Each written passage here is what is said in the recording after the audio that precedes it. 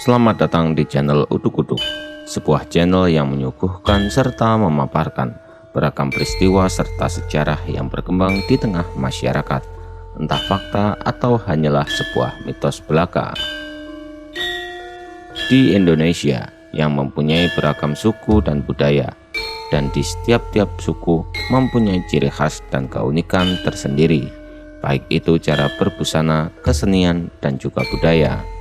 Dan kali ini kita akan membahas senjata yang berasal dari suku Jawa. Senjata ini tak pernah terpisah dari masyarakat Jawa, kerap digunakan oleh pengantin pria di pernikahan. Senjata ini adalah keris. Lalu apa fungsi sebenarnya dari sebuah keris? Apakah keris hanya digunakan sebagai senjata perang atau sebagai simbol kehormatan? Jika dilihat secara jelas, keris mudah dikenali sebagai senjata tajam, namun jika dilihat dari bentuk fisiknya cenderung pendek. Apakah benar keris bisa digunakan sebagai senjata perang? Apakah mampu keris menandingi senjata perang lainnya? Menurut beberapa anggapan orang, keris mempunyai fungsi utama bukan sebagai senjata perang, namun sebagian keris digunakan sebagai pegangan seseorang, terutama kaum laki-laki, untuk sebagai pendamping agar mempunyai kewibawaan dan kehormatan sebagai laki-laki.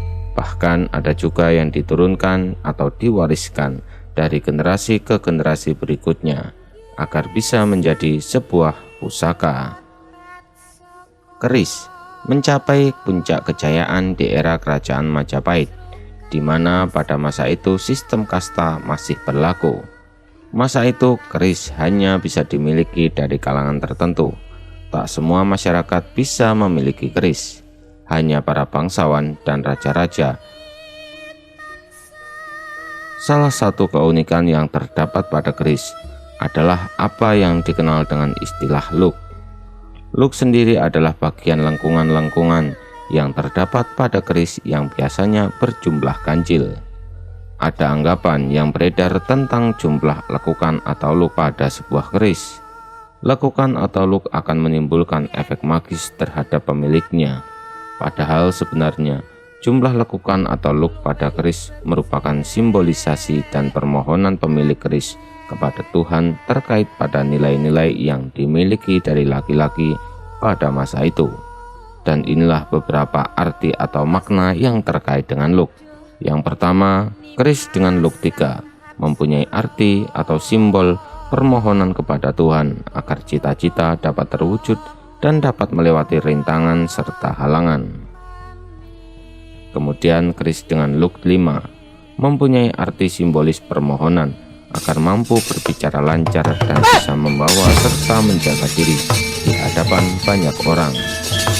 Selanjutnya keris dengan luk 7 memiliki arti simbolis permohonan agar diberi kewibawaan dalam berbicara dan dihargai serta ditaati orang lain. Adapun keris dengan luk 9 memiliki arti simbol permohonan agar dianugerahi wibawa, agar dapat menjadi pemimpin besar yang berkarisma, disegani oleh semua yang dipimpinnya. Kemudian keris dengan luk 11 memiliki arti simbol keinginan agar Tuhan menganugerahkan ambisi bagi pemilik keris, sehingga muncul dorongan besar baginya untuk meraih pangkat dan kedudukan yang tinggi. Sedangkan untuk keris dengan luk 13, jumlah luk ini melambangkan permohonan agar diberi kemapanan dan stabilitas dalam menjalankan kehidupannya. Selain pada luknya, keris juga mempunyai pamor-pamor tersendiri, adalah motif pada bilahan keris. Biasanya motif ini didapat dari pencampuran dua unsur logam dan dijadikan satu dengan cara peleburan besi dengan cara dibakar dengan menggunakan suhu yang sangat tinggi. Bermacam-macam motif pamor dalam bilahan keris mempunyai arti dan simbolisasi akan harapan agar tercapai oleh si pemilih keris. Tak lengkap juga rasanya jika sebuah keris tak memiliki gagang keris atau yang disebut dengan deder keris, serta warangka atau sarung keris yang mempunyai fungsi tertentu. Khususnya di dalam kehidupan sosial masyarakat Jawa, karena bagian warangka ini secara langsung dilihat oleh mata umum. Warangka yang mula-mula dibuat dari bahan kayu, kemudian sesuai perkembangan zaman, maka terjadi perubahan fungsi. Warangka sebagai pencerminan status sosial bagi penggunanya. Warangka sendiri terdiri dari dua jenis, yaitu warangka ladrang dan warangka kayaman. Demikianlah yang bisa kami sampaikan mengenai filosofi atau arti dari keris.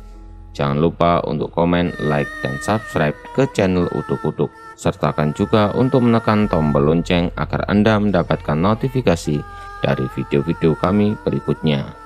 Terima kasih sudah menonton. Wassalam.